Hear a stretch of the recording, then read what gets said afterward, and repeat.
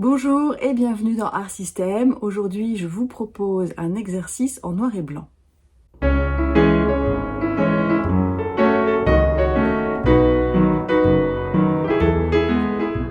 Au fait, avant de commencer, j'ai une petite annonce à faire.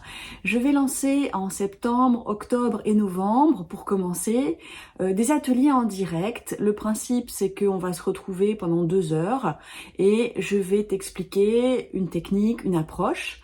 Le premier atelier sera consacré au sketchbook, le suivant aux couleurs et celui de novembre, on fabriquera ensemble des cadeaux de Noël pour faire des cadeaux originaux et personnalisés. Alors si ça te dit, eh bien, regarde dans la description de cette vidéo, il y a le lien qui va t'amener vers ces différents ateliers et tu pourras t'inscrire. Attention, les places sont limitées parce que je veux pas que ça devienne ingérable, donc ça va être limité à 25 personnes. Donc si ça te dit, ne tarde pas à t'inscrire. Voilà. Et j'espère te retrouver très bientôt dans ces ateliers. Et puis maintenant, on y va, on parle de la suite. Alors, comme vous allez le voir, c'est un exercice relativement simple que vous avez peut-être vu illustré de différentes façons ailleurs.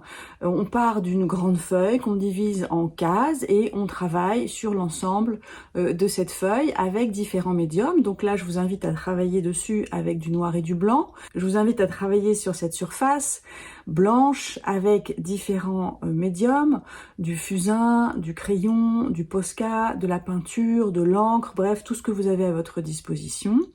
Et le but, c'est de travailler sur l'ensemble de la feuille sans trop savoir où on va. Et ensuite, quand on découpe les différentes cartes, eh bien, on se retrouve avec de petits tableaux et qu'on va pouvoir retravailler individuellement. Allez, c'est parti, je vous montre comment on fait. J'ai choisi de travailler sur une feuille de format A3. Je vous donne la dimension des cases qu'il va falloir tracer au crayon de papier sur votre feuille. Et ensuite, je vous invite à utiliser du ruban de masquage et à le poser bien au milieu de chaque ligne afin de réaliser des cases régulières quand vous allez enlever le papier. Donc vous n'oubliez pas d'en mettre en haut, en bas et aussi sur les côtés en respectant bien la moitié à peu près, visuellement la moitié de la bande de ruban pour faire quelque chose de propre.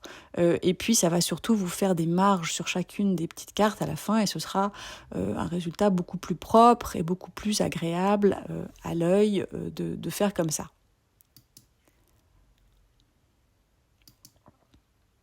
Alors ensuite, eh bien, je vais commencer à travailler sur ma feuille avec différents médiums. Je commence avec du fusain et vous le voyez, je travaille sur l'ensemble de la feuille. Je ne prends pas en compte du tout les rubans de masquage.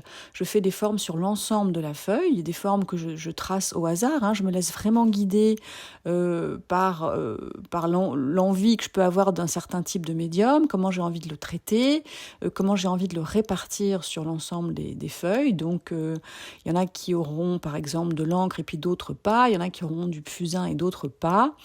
Je vais utiliser ensuite un pinceau humide pour soit diluer l'encre, soit diluer le fusain et le fixer de cette façon. Donc voilà, je travaille avec un geste relativement souple. Je ne suis pas du tout dans le contrôle, je suis dans le lâcher-prise, dans l'expérimentation et c'est ça qui va me permettre d'obtenir des résultats inattendus et qui vont sans doute donner des choses intéressantes au final. Donc voilà, j'ai commencé par ces 2 médiums, le fusain et l'encre. Et je vais continuer avec un peu de peinture acrylique. Donc là, j'ai utilisé, comme la consigne le demandait, uniquement du noir et du blanc. J'ai mélangé un peu des deux, j'ai créé un gris. Et donc, je vais l'appliquer avec une brosse rectangulaire sur certaines parties de ma feuille, comme j'ai commencé, hein. Et donc là aussi, pareil, sans chercher à contrôler quoi que ce soit, en répartissant la peinture comme ça me vient en fait, sur le moment. Voilà, c'est plus un regard d'ensemble que je porte sur la feuille qu'un regard particulier que je vais porter sur chacune des cases en fait. J'ajoute un petit peu de blanc pour recréer de l'espace à des endroits où j'avais l'impression qu'il n'y en avait pas, pour créer des effets parce que ça va se mélanger avec ce qui est encore humide, donc ça va donner aussi des résultats inattendus. Et c'est tout l'intérêt d'utiliser de l'eau avec la peinture acrylique, puisque justement, ça peut donner des projections, des coulures, ça va mélanger les couleurs. Ensuite, je prends une spatule crantée et puis je fais des marques, je continue à faire des marques, donc soit des points, soit des traits. Vous voyez, mes gestes sont toujours un peu aléatoires, je fais un peu comme je le sens. Et puis voilà, je m'arrête de temps en temps pour regarder l'ensemble. Je cherche à ne pas trop charger la surface, même si je sais qu'après il sera possible de revenir dessus, mais mon but c'est d'utiliser du noir, mais aussi de laisser du blanc. Donc là vous voyez, j'ai utilisé un petit vaporisateur pour projeter de l'encre, et donc ça ajoute une autre forme de texture.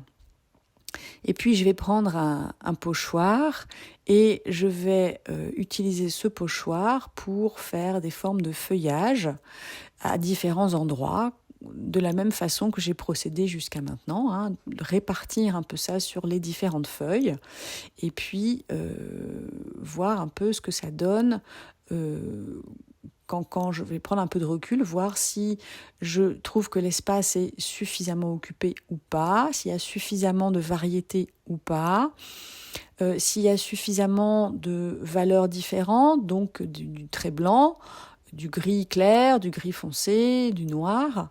Voilà, ce sont les choses auxquelles je fais attention, c'est une attention globale, c'est pas une attention particulière sur chaque petite case que je suis en train de faire. Cette attention particulière, je l'aurai après, une fois que je serai arrivée au bout de ce travail global sur l'ensemble de la feuille.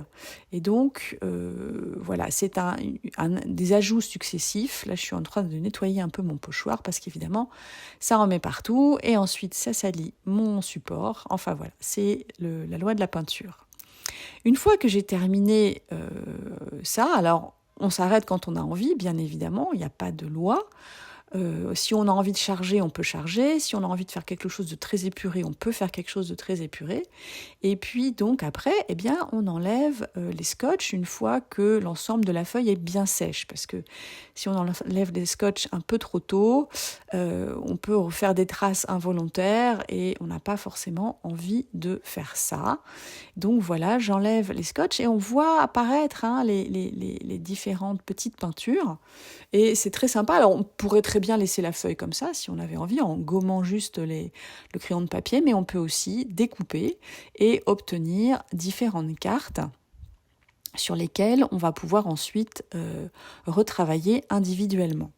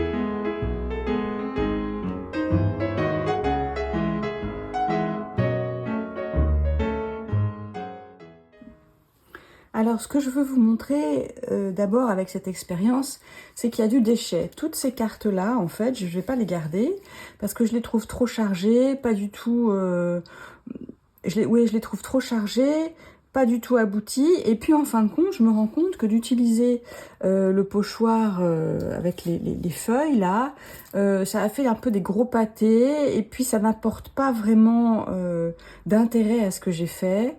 Et donc, toutes ces cartes-là, je décide de les éliminer parce qu'elles ne me plaisent pas. Donc, voilà, c'est pour vous dire de ne pas vous inquiéter. Quand vous travaillez comme ça sur des peintures multiples, il y en a qui vont vous plaire, vous les gardez. D'autres qui ne vous plaisent pas, vous les mettez de côté et puis vous les utiliserez pour faire autre chose. Ça, c'est tout à fait des morceaux de papier qu'on va pouvoir réutiliser dans des collages, par exemple. Donc, au final, voici les cartes que j'ai décidé de garder. Vous pouvez voir que par rapport à celles que je vous ai montrées avant, elles sont beaucoup moins chargées, il y a beaucoup plus d'espace, il y a beaucoup plus de respiration dedans. Et c'est pour ça qu'elles me plaisent. Elles sont cohérentes aussi en termes de voyage un peu vers l'abstraction. Donc c'est des cartes que je peux garder comme ça si elles me plaisent et puis les utiliser comme j'ai envie. C'est des cartes qui peuvent me renseigner sur de futures compositions. Si j'ai envie de faire des toiles, comment je vais pouvoir utiliser ça, par exemple, pour créer une composition dans un tableau, ou bien ça aussi, ça peut-être. Après, je peux les tourner, voir si elles me plaisent plus dans un sens ou dans un autre. Il n'est pas dit que je rajoute pas encore des éléments, que je n'atténue pas certaines zones avec du blanc, par exemple. Donc, ça peut être encore quelque chose qui va être retravaillé, remanipulé.